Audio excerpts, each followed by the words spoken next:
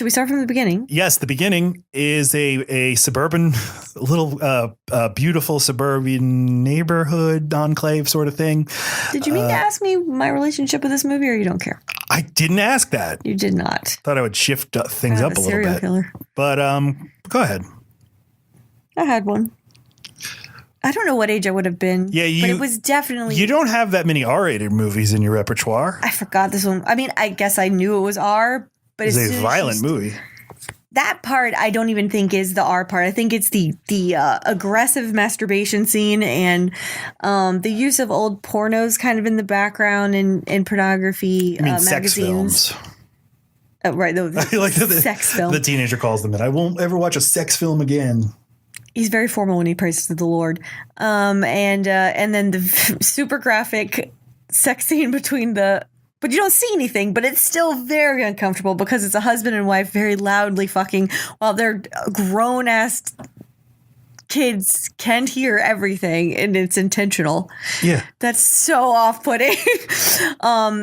Yeah, but the constant use of pussy and cunt and and Kathleen Turner has the best voice.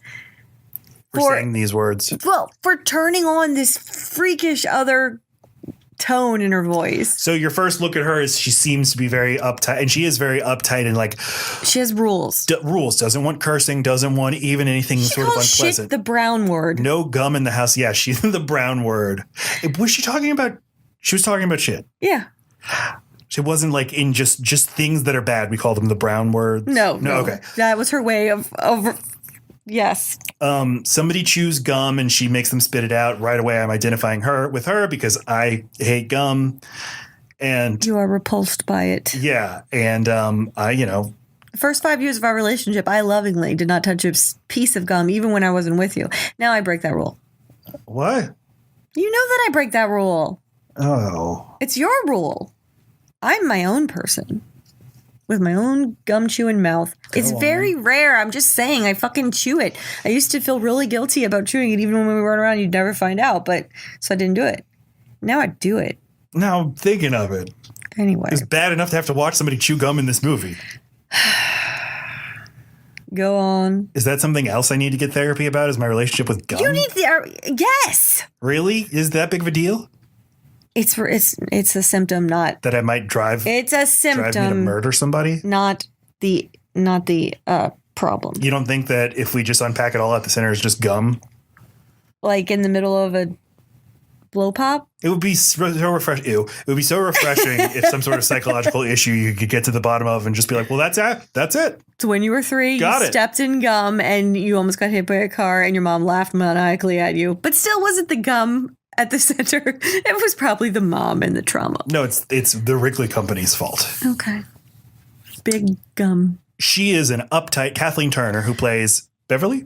Yes. Bev is very high-strung. Well, not high-strung. She's just very invested in propriety. Yes, her very conservative but elegant long dresses. I don't think she's ever not in a dress or a skirt. Mm-hmm. Her hair is impeccable. Her kids, who are probably too old to be in that house, are having a very wholesome breakfast. They are, but they're not wholesome kids. No, they're not. You could tell right away that she's kind of out on her own the way that she is. Ricki Lake is the daughter, 18 or 19 years old and horny AF. Oh, yes. And Matthew Lillard is the son, who looks like he's 27 years old. But he's still in high school. And he's obsessed with snuff films. He's obsessed with horror, but like really gory horror. And he works at a video store. Which is awesome. We'll talk about the video store for 20 minutes later. But the breakfast, she's like talking about how upset she is that people in the world use bad language. And then she swats a fly. And you just get the bloodiest shot of the fly carcass. And it doesn't just bother the audience because you're tuned into her obsession with this fly. All of a sudden, you can tell right away she's an obsessive kind of person. Once she gets something in her head, she has to follow through with whatever she decides needs to happen. And she's a ruminator. Like if she had not killed that fly, she'd been mad at that fly all day looking for it. Like once if you do an injustice to her, it is there for all time. Mm-hmm. You can never repay your debt. And we'll get to that. But so you're as the audience, you realize you're way more in tune with this fly because you're her. But then you realize after she kills it so satisfyingly with all the blood, everyone at the breakfast table is grossed out and put off and like, oh, she's being weird again. But it's the first indication that something's up with this movie, because up until then, when you see the flies, you see fly blood. Up until then, you're just like, this is a cheesy little like Leave It to Beaver-esque sort of. I mean, if you didn't know who John Waters was, right? I mean, if you didn't know anything about the movie, that's the first tell. But you said the rest of the family's a little put off by this, or just, oh, that's weird. I noticed that keeps happening throughout the movie. I don't know if I've seen a movie, or at least where I noticed how often a character would leave the scene and then the character left on camera would react like with an eye roll or confusion to what the person had just said, even if when they were interacting with the person, they acted like they totally got it. Well, okay, but it's so true to life, because I think we've all been around someone who's so intense in their manipulation of the room, where you know that they want a very specific reaction and comment back, or no comment at all, or not of agreement, and no other reaction is worth the trouble it would cause to give her something different. Mm-hmm. So it's like you have to do all of your regrouping when she's not looking.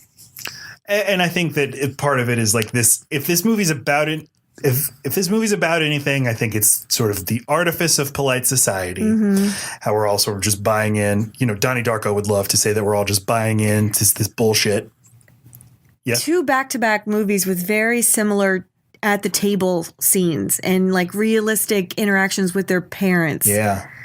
And fighting with their sibling. Well, the fighting's almost over the top for me in both cases, but you nerd, you twat. It's like, this is like, fuck. I like when teenagers in movies get to curse at each other and their parents are like, hey, but they get over it right away. Right. It's not the thing. I really loved this family. Like, I could watch a whole movie with these actors and these characters. If you remove the murder and everything, I think I would still like them a lot. I don't know. I like their dynamic. I think all 4 of these performances are really good and really dialed into the tone of the movie. Yes. And you get how sort of checked out Sam Waterston is, but also he still kind of thinks his wife is hot at certain times, but he's totally into whatever it is she's putting off. But I think they were all into it. I think they all liked whatever weird edge that they knew their mom had, because it was so well covered up with everything else. Yeah. And maybe if you are a Kathleen Turner type, who's like just the epitome of a sexy woman in the 80s, what? if Kathleen Turner, the actress, who, you know, in like Body Heat or whatever in the early 80s is a sex symbol, and now this is 15 years later, and maybe the character, maybe there's supposed to be some of that there too.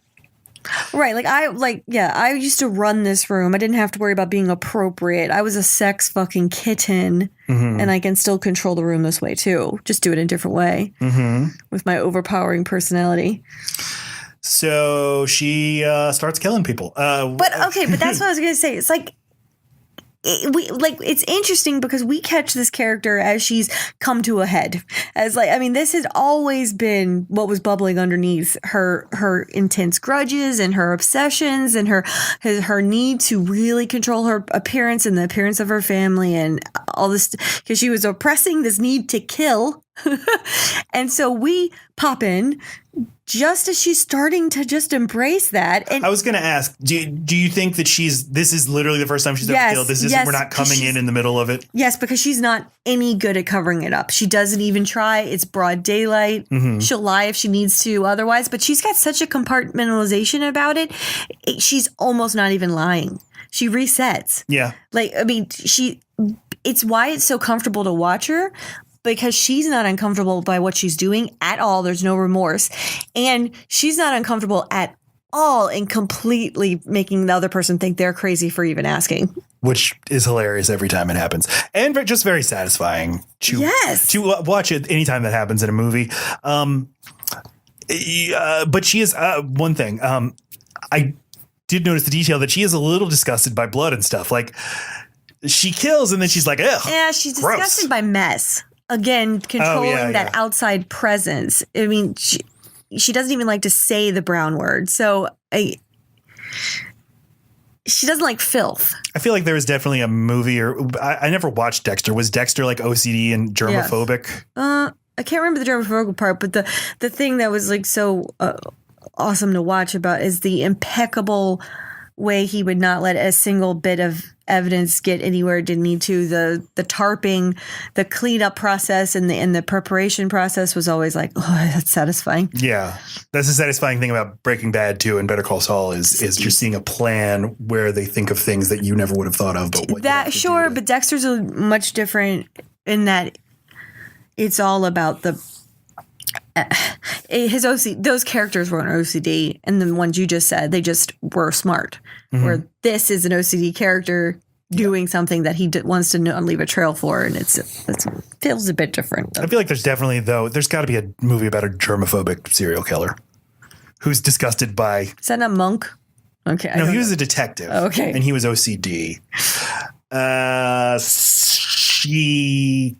There's all kinds of nice little touches too, where she goes and stabs. So she watches a gore portion of a movie with her son where she says, rewind it, I want to see the part where they take out her heart. Mm-hmm. And then the next scene is her at the flea market, I think. Or it might not be, but it's soon. Mm-hmm. And she kills that kid with a fire poker and accidentally pulls out. It's a man. And accidentally pulls out his spleen. And then she's shaking it off like, ow. The most. And then the next person to walk in the bathroom is a man holding a shish kebab who's eating like beef on a stick. Yeah, there's a lot of little jokes. And he's like, oh. I don't know. I just there's a lot of, like, oh, I could just kill him. Like, sort of echoes of killing everywhere. The scene where you see the old people eating the chicken and how violently they're eating chicken. I mean, that's the other. Suburbia is inherently built on violence. Like we're all just like American fucking animals. This is kind of like Us, the movie Us, the same thing. Like everything here is just built on murder and plunder and killing indigenous people and people of color.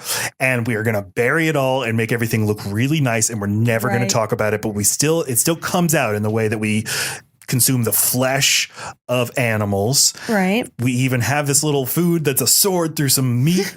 Like, look at the meat I have on this sword that I'm going to eat and bring into the bathroom. Right. You didn't need no shrimp in that bathroom. Yeah. She is... So she's just a little more in touch with humanity's violent past, and she's coming out in ways. She's making prank phone calls, like I love that. Sort of like a Philip Seymour Hoffman in Happiness. She's like calling. She's petty crime. She just needs to get out her intense aggression. And it needs to be on these very high society people in her neighborhood. Although she's picking on the only divorcee. Well, but that she woman hates divorce. That exactly. Because that woman bothered taking off the mask. If you're in a loveless marriage, but you care about propriety, that doesn't mean you get divorced. I'm sure that was her original sin. Was like, how dare her? Yeah, make herself a little bit more comfortable. We're all uncomfortable, bitch. We're all pretending. Yeah, you endure. You persist. Yes, you get your hair done a different way, and you smile bigger. You cunt. Yeah, extend your lip, keep it stiff, and you think about England. Right. That's what you do. Uh-huh. She is doing these prank phone calls, and some detectives show up. They're on the prank phone call beat. And then when the murder happens, they get reassigned to the murder beat. Same cops, same detectives. Like they're onto her immediately, too. Uh-huh. I mean... But the family is like not disturbed that there's some detectives. That's the other thing. Like, oh, yeah, the cops. You live in a world like where if cops come and talk to you about maybe you committed a murder, like you're not going to be upset about it at all because you're like, well, I'm not going to go to jail. I have nothing to worry about. Right. Look at me. Mm-hmm. She runs over the teacher with her car. The teacher is being who is it? This is the first time I've watched the movie and bought into what he said, because I remember being just like pissed at him because he starts off the parent teacher conference so positive. But he was so negative to the woman that leaves her parent-teacher conference right before Beverly walks into hers. Mm-hmm. So you're like, that teacher's kind of a dick. But then she sits down, and he's totally positive about her son. Then he makes a big deal about some very innocent-looking drawing that the guy did, and he uses that to say that, just to bluntly tell her that she must be doing something wrong as a parent, her particularly, just her, that he turned out this way. One, a drawing is not proof of anything but the ability to draw. Two, who the fuck are you? Like, I know, it's the kind of thing, I don't know. Even in the 90s, I doubt any teacher would ever say something like that. Like, they'd be like, that's so cool that your son's so into art and so into they would have older films. So, okay. So anyway, so this is the first time I've watched it and gone, and then there's the scene with her kid later. And still, we haven't really seen anything wrong with her son. He seemed totally normal up until that point. And then I'm like, oh, okay. Yeah. So her stuff that she's been keeping under the surface has been bubbling up and making her kids both kind of weird in different ways. One of them being totally sex obsessed, but can't seem to get a boyfriend even with that. What? That's not abnormal, though. Yeah, that's not abnormal, but she does seem obsessive, right? Like she can't, even in a very inappropriate moment where a detective is interviewing your mom for murder charges, you're hitting on him, or when you're getting paparazzi'd because your mom's now in a murder trial, you're sex kitten posing. Like, I mean, it's just the vibe. I just read that as the vibe of the movie. Yeah, but like, it's the first time I considered, okay, no, there has been some issue. Even if she's been keeping this murderous rage under wraps, her kids are a little bit damaged from that teacher had a point. I disagree. Those are great kids. Yeah, I liked them. I think they're both. I'd be proud to have either of them as my child. Agreed. He gets to work at that video. He seems to be the manager of the video store. Work at that. Let's talk about this video store. Okay, please. We're some fucking millennials in our 30s who love our, all the shit from our childhood, like video stores and CD listening stations at the Barnes and Noble.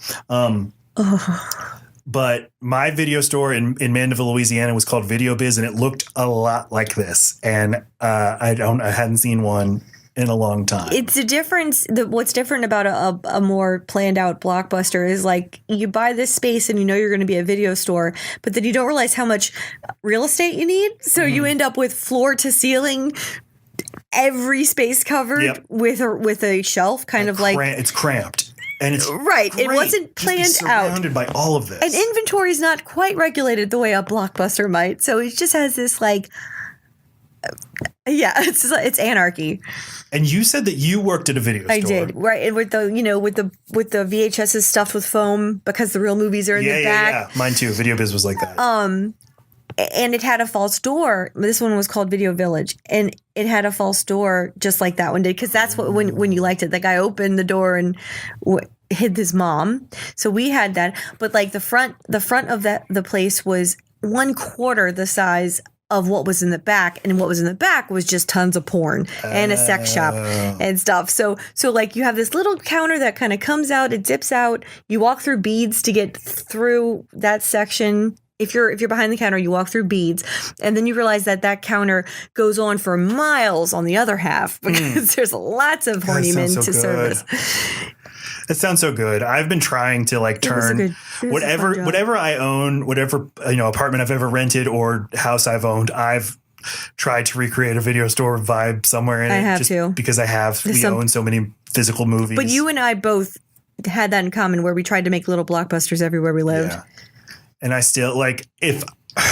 Well, you should post a picture of your movie closet. My movie room, okay. Yeah, I'm sure I'll get drunk one day and order tons of like Blockbuster stuff from eBay, like signs. Let's just make it fucking official. I know we've talked about repurposing the garage a few different ways, and I think that's come up. Once you found that VHS TV combo, you're like, oh yeah, this is the makings of a video store. Yeah, because it was like a tube TV.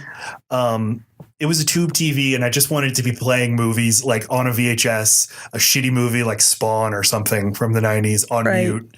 And we'll put it up on one of those like corner caddies where it's up high in the. Oh my god! Who's reaching that to put in the VHS? Anyway, you little ladder. This is why we should stay married. They get up on a little step ladder and use the remote to touch the volume button because the remote doesn't do it. Yeah. The remote doesn't work. Oh, and then you do the move where you slam it a couple times for it to get the lines out of the picture. And that does it. And it does it. You had so much more agency with video game cartridges because you could blow on them. With you had a chance VCRs because you could hit them.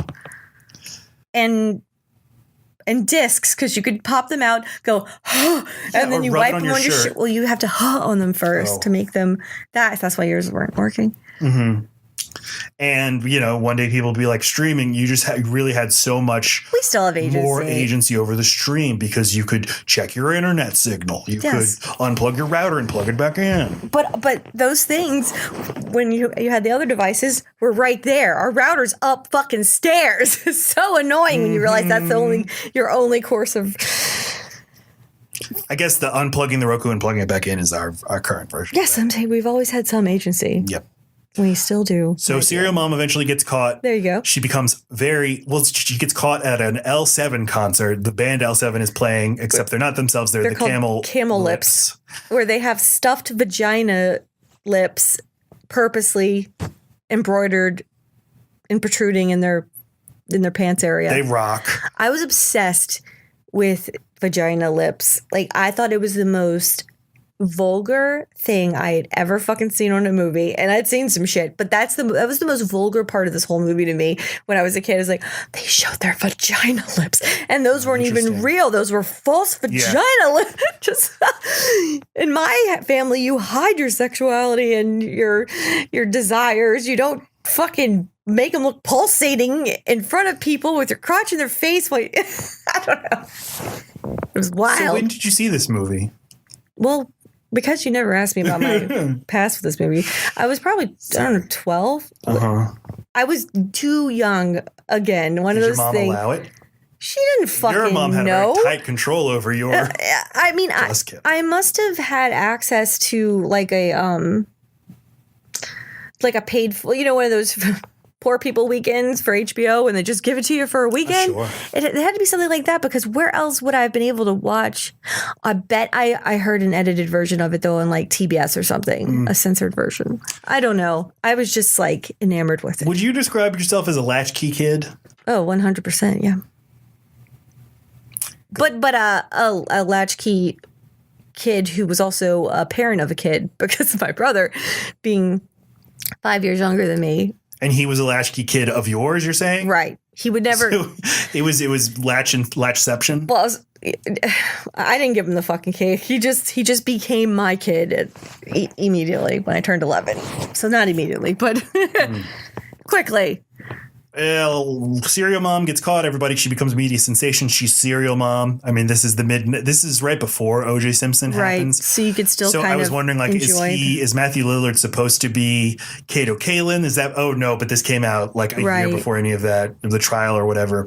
But this was definitely like society was at an apex with just big celebrity trials or murder trials. They still exist, right? But they're the province of podcasts and like Nancy Grace-esque TV hosts. When's the last big one of these that we got? Oh, God's a good Casey question. Anthony.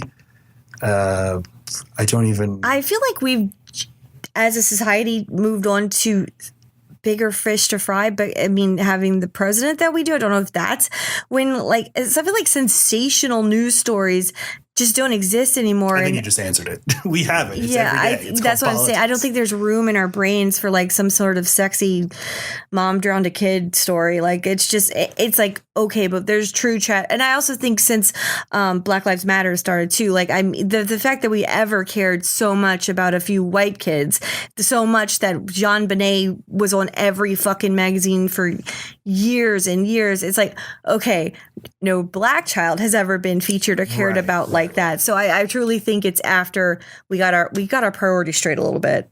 So now there's no trashy. Right. Because when I said when was the highest profile trial, I was thinking, oh, well, it was like George Zimmerman and the guy who shot Michael Brown. No, yeah, I know what you're talking about. Like, but yeah, no, the high profile stuff just changed subject matter. Right. It's like, oh God. Okay. The fact that we ever would care for months and years if a girl killed her boyfriend while they were fucking backpacking in Europe, like that even consumed our news cycles for so long is crazy. So she's at the trial and she is a pro se litigant. She's representing herself. Which you think it's going to go like so nuts because she's already very much obsessed about this juror number 2's use of white shoes after Labor Day. Huh? juror number 8. Did they say juror number 8? Yeah, because juror number 8 is played by Patty Hearst, the heiress who was kidnapped by the Symbionese Liberation Army in the 70s and has a cameo in this movie as juror number 8. Which is pretty funny. Right, because juror numbers start from the back and work their way front. Okay, whatever. Lacey is like a trial specialist in her most of our money we get from doing this podcast, but a little extra money on the side, she works trials. And so she knows a lot about trials. I do the technology and presentations that are run to show evidence and tell the story at trial. And so anything we watch that has a courtroom, she's like, doesn't look like that. Bullshit. This one didn't bother me. Jury wouldn't be there. The jury was way too exposed. Like you wouldn't be able to see their shoes. Mm-hmm. But I realized that it was for the purpose of. Yeah. I love the surreal part of the person who's going to play her in a movie, Suzanne Somers, because they're already deciding to make a movie of her life. A TV movie, which I like. That she's already just dropping in on things before she even knows, before the story's even done. Mm-hmm. So it's making, I don't know. I love all the little things that had to happen to make that trial go her way, meaning she ends up getting herself. And it's not clear if it's because she's a genius or just everything is fucked up now and the world is just such that all we care about really are celebrities and, sort of memes. Yeah. That you just need to tell one bad story about one witness to make them uncredible. Mm-hmm. Right. I guess I thought that Patricia Hearst was funny. It was a little over the top, and it seems ridiculous to say about this movie, but Kathleen Turner's obsession with the white shoes after Labor Day did seem a little like, I don't know that I could buy her being obsessed with that. Why? Why be obsessed with that? But I mean, with gum or with someone not recycling, or I guess I felt like the others were more personal slights at her, or at least she could experience them as personal slights against her. But yeah, I mean, this is another thing of wearing the mask, right? Like it's in polite society, you just don't wear white shoes after Labor Day. It's a thing. Mm-hmm. It's not just a fashion thing. It's like it means something to do that. I don't remember what, but. If she's going to do her hair like that every single morning, that woman doesn't need to own 3 different pairs of white shoes. That's why they made it a point for each pair to look very different. So you knew she didn't just have one pair of shoes, one pair of heels. She deliberately put on 3 different white pairs of heels. It's once again me not noticing costuming. Right. But that was a choice because you needed to make sure you weren't hating with her a person who didn't have options. I love that, the kids are now transformed by fame and Matthew Lillard is like a power player in Hollywood now. Right. It's great. They're like, the mom is innocent and she just, the jury declares her not guilty. She turns around and looks at her husband. I'm coming home. And they're like, oh, fuck. Like, fuck. And they immediately have like a huddle like, okay, so no one piss her off. But then she can't even get through the hall without killing again. So I guess they got out of that one. This was a great movie. I loved it. I'm so happy that we watched this movie. I really loved it. I want to watch more John Waters movies. I almost didn't suggest it. What a fucking win for me. Win for you. Vindicated. You're like Peter Parker at the end of Spider-Man 2. You're vindicated. Every time I say vindicated, you then tell me that.